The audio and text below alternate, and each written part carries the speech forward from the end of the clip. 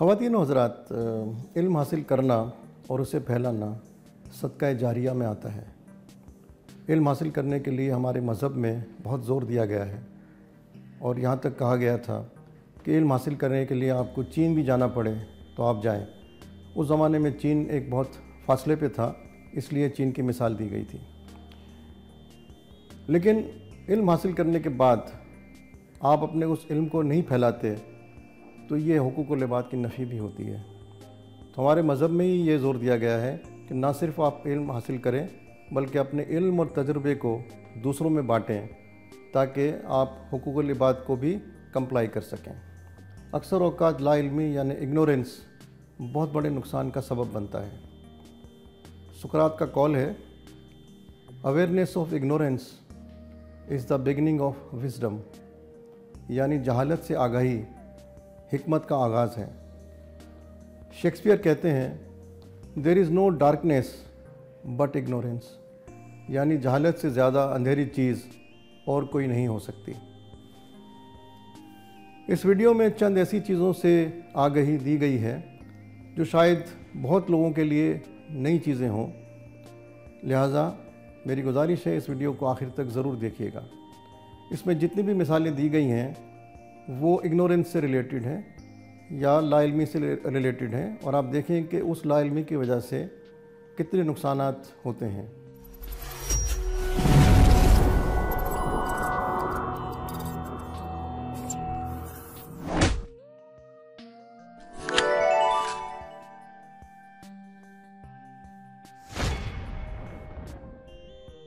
पहली चीज़, अक्सर ये देखा गया है कि अगर किसी मरीज़ को किसी डॉक्टर से फ़ायदा नहीं होता तो वो डॉक्टर बदलते रहते हैं। बहुत कम ऐसा हुआ है कि वो इस बात पर तवज्जो दें कि डॉक्टर तो सही है मगर मेडिकल स्टोर सही नहीं है। हमारा रुझान या हमारी जो दिमाग है उस तरफ नहीं जाता, जबकि पाकिस्तान में अनफॉर्चुनेटली बहुत सारे इश्यूज़ हैं जो मेडिकल स्टोर से रिलेटेड होते हैं। इस पार्ट में, वीडियो के इस पार्ट में मैं कुछ चीज़ें बताऊंगा जो आपके लिए बड़ी ज़रूरी हैं समझना, और certainly it will help you a lot when you practice them. Pakistan में जितनी मेडिसिन खाई जाती हैं या दी जाती हैं वो शायद दुनिया के बहुत कम मुल्कों में ऐसा होता है। यहाँ तक कि हम एंटीबायोटिक और कार्टिज़ोन भी बड़ा फ्रीक्वेंटली खाते रहते हैं। अब अनफॉर्चुनेटली इसी मुल्क में हम ये भी देखते हैं कि जाली दवाइयाँ भी बहुत मिलती हैं और ये भी अनफॉर्चुनेट है कि हुकूमत की सतह पे कभी भी इन चीज़ों को फोकस नहीं किया गया, जबकि जाली दवाइयों का मतलब है कि उसको सज़ाए मौत होनी चाहिए ऐसे लोगों को। लेकिन चल रही हैं पाकिस्तान में, इवन बड़े बड़े शहरों में भी बड़े मेडिकल स्टोर जाली दवाइयाँ बेचते हैं और गांव देहातों की तो फिर बात ही डिफरेंट है। जाली दवाइयों के सिलसिले में कोई कानून साजी ज़रूरी है, लेकिन इसके अलावा दो और भी चीज़ें हैं जो मेडिकल स्टोर से रिलेटेड हैं। एक तो ये है कि सपोज़ मेडिकल स्टोर अच्छा भी है या थोड़ा सा रीज़नेबल आप समझते हैं तो ये भी ज़रूर देखें कि वो एक्सपायर्ड मेडिसिन तो नहीं बेच रहा। हम में से कितने लोग हैं जो मेडिकल बॉक्स पर देखते हैं कि उसकी एक्सपायरी क्या है ख़रीदने से पहले, और जिनको बहुत ज़्यादा पढ़ना लिखना नहीं आता वो तो यकीनन फिर वो इन चीज़ों को नहीं देखते हैं, उनकी इग्नोरेंस है। लेकिन पढ़े लिखे लोग भी नहीं देखते हैं। अब उसका नतीजा क्या होता है, कुछ दवाइयाँ तो वो एक्सपायर ख़रीद के ले आते हैं और खाते रहते हैं। कुछ दवाइयाँ नियर टू एक्सपायर होती हैं, यानी अगले 2 महीने के बाद ये एक्सपायर हो जाएंगी और आप वो खा रहे हैं अपने मर्ज़ के इलाज के लिए। तो ऐसी दवाइयों की कोई इफ़ादियत या इफ़ेक्टिवनेस नहीं होती, खाएंगे तो भी उससे आपको आराम नहीं मिलेगा। तो ये एक दूसरा प्रॉब्लम है जो मेडिकल स्टोर से रिलेटेड है। जो तीसरा बड़ा अहम प्रॉब्लम है उसको बहुत कम लोग तवज्जो देते हैं, और वो है कि मेडिकल स्टोर के अंदर इन्वायरमेंट क्या है, कूलिंग इन्वायरमेंट क्या है। यानी आप देखें कि बहुत सारी दवाइयाँ जो होती हैं वो बिलो 30 डिग्री सेंटीग्रेड पर रखना ज़रूरी होती हैं। ये डिब्बे पे भी लिखा होता है कि keep this medicine cool and under certain temperature. बहुत सारी दवाइयाँ तो 10 डिग्री से नीचे रखने की ज़रूरत होती हैं, लेकिन बेशतर दवाइयाँ जो हैं वो 30 डिग्रीज़ के नीचे रखने की ज़रूरत होती हैं। अब हमारे मुल्क में तो आप मेडिकल स्टोर में जाएं, अक्सर वहाँ पे लोड शेडिंग भी आपको नज़र आएगी, और जब आप अंदर का टेम्परेचर देखें तो वो 35-40 सेंटीग्रेड तक भी जाता है। तो उन दवाइयाँ जो वहाँ से आप ख़रीदते हैं वो इस टेम्परेचर को ये फेस कर चुकी हैं, तो क्या आप समझते नहीं हैं कि वो दवाइयाँ आपके लिए इफ़ेक्टिव होंगी या नहीं होंगी? यकीन नहीं होती।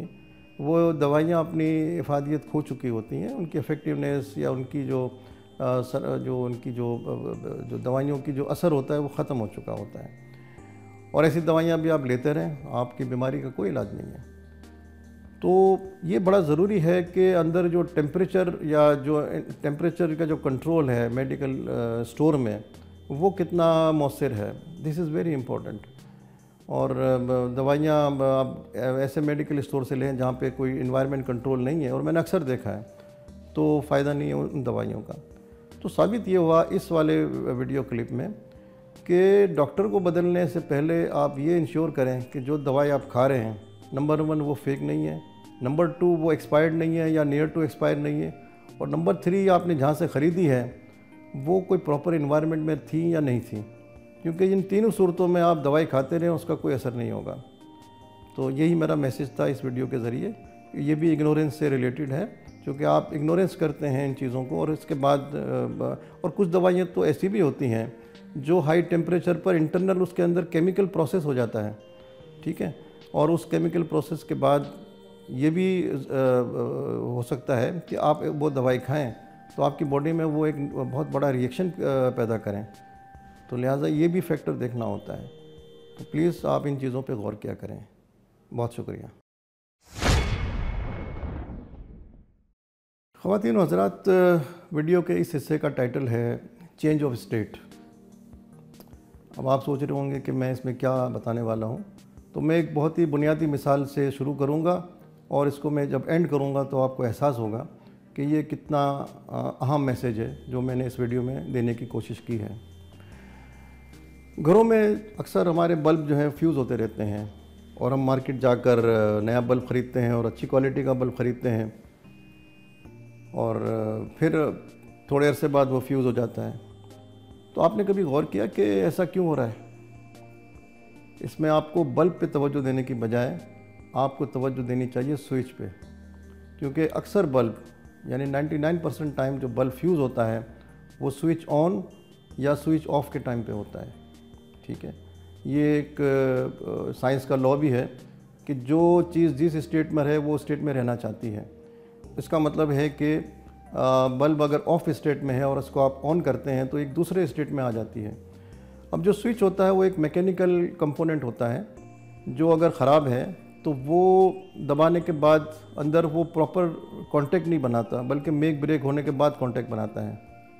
उससे क्या होता है कि उसमें कुछ हार्मोनिक्स जनरेट होते हैं। अब मैं टेक्निकल बातें ज़्यादा नहीं करूँगा, मगर हार्मोनिक्स एक हाई वोल्टेज की एक पल्स होती हैं, आप यूँ समझ लें, और उस हाई वोल्टेज की पल्स की वजह से आपके बल्ब फ्यूज़ हो जाता है। तो आपने देखा कि कॉज बल्ब की क्वालिटी का नहीं है, कॉज स्विच का है। लिहाजा बहुत दफ़ा जब बल्ब फ्यूज़ होने लगे तो इसका मतलब है बल्ब आपको नहीं बदलना, आपको अच्छा स्विच लगाना है, ठीक है। अब इसी मिसाल को मैं आगे बढ़ाते हुए ये बताऊंगा कि ये जो चेंज ऑफ स्टेट है ये ज़िंदगी के बहुत सारी जगहों पर अप्लाई होता है। यानी आप देखें, अगर जहाज़ है, अनफॉर्चुनेटली जब कोई जहाज़ को हादसा होता है तो वो टेक ऑफ टाइम पे होता है या लैंडिंग के टाइम पे होता है, क्योंकि जहाज़ अपनी स्टेट चेंज कर रहा है, ज़मीन के स्टेट से चेंज होकर वो फ़ज़ा में जाता है, और जब लैंड करता है तो वो फ़ज़ा से ज़मीन पे आता है। तो ये चेंज ऑफ स्टेट है ये भी। यानी 90% से ज़्यादा जो हादसात जहाज़ के होते हैं अनफॉर्चुनेटली वो टेक ऑफ टाइम पे या लैंडिंग टाइम पे होते हैं।